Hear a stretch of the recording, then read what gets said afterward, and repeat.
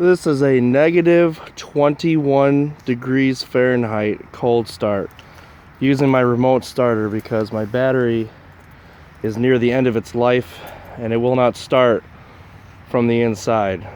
So it dropped down to negative 25 briefly. It's back up to negative 21.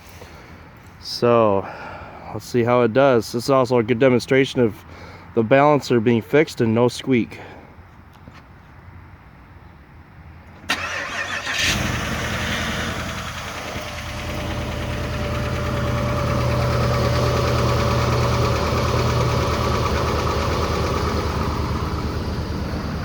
Listen to those lifters. They are not happy at all. But as you can hear, there's a slight, just an ever so slight squeak there. That's due to the belt being a bit old, but it was really, really bad when that balancer was coming apart.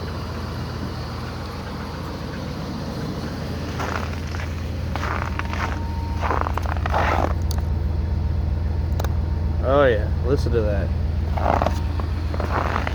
Really, really cold.